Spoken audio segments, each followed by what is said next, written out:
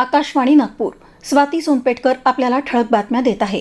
नोंदणीकृत दस्तऐवज, सूची क्रमांक 2 आणि विवाह प्रमाणपत्रांच्या डिजिटल स्वाक्षरीयुक्त प्रमाणित प्रती नागरिकांना घरबसल्या ऑनलाईन उपलब्ध करून देणाऱ्या ई प्रमाण प्रकल्पाचा राज्यव्यापी प्रारंभ आज पुणे इथं महसूल मंत्री चंद्रशेखर बावनकुळे यांच्या हस्ते करण्यात आला.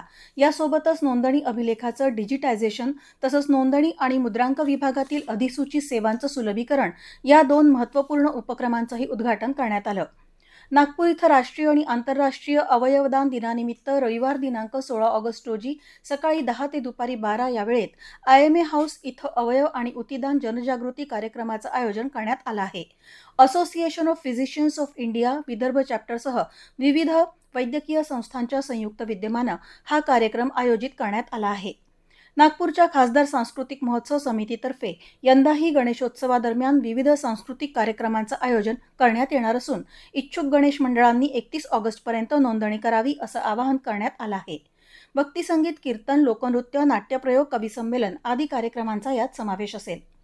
मुंबई पोलीस अधिनियम 1951च्या कलम 37(1) अन्वये प्रदान केलेल्या अधिकाराचा वापर करून नागपूर जिल्ह्यात 26 ऑगस्टपर्यंत सार्वजनिक शांतता आणि सुरक्षितता राखण्यासाठी अतिरिक्त जिल्हा दंडाधिकारी अनुप खांडे यांनी मनाई आदेश लागू केला आहे. या कालावधीत जिल्ह्यातील ग्रामीण कार्यक्षेत्रात 5 किंवा अधिक व्यक्तींची सभा किंवा मिरवणूक काढण्यास मनाई करण्यात आली आहे. गडचिरोली आश्रमशाळा प्रकरणाच्या पार्श्वभूमीवर भंडारा जिल्ह्यातील अनुदानित आदिवासी आश्रमशाळांमध्ये आवश्यक सुविधा नसल्यास संबंधित संस्थांना तत्काळ नोटीस बजावण्याचे निर्देश पालकमंत्री डॉक्टर पंकज भोयर यांनी दिले. आश्रमशाळा, अंगणवाड्या आणि जिल्हा रुग्णालयाच्या कामांचा आढावा घेत त्यांनी महिनाभरात सुविधांबाबतचा अहवाल आणि जिल्हा रुग्णालयाच्या इमारतीचं स्ट्रक्चरल ऑडिट तातडीनं पूर्ण करण्याच्या सूचनाही अधिकाऱ्यांना दिल्या. ICAR केंद्रीय संत्रा संशोधन संस्थेनं मध्य प्रदेशातील सातपुडा पेंच परिसरासाठी शाश्वत संत्रा उत्पादन तंत्रज्ञानावर 3 दिवसीय मास्टर्स ट्रेनर्स प्रशिक्षण कार्यक्रम आयोजित केला.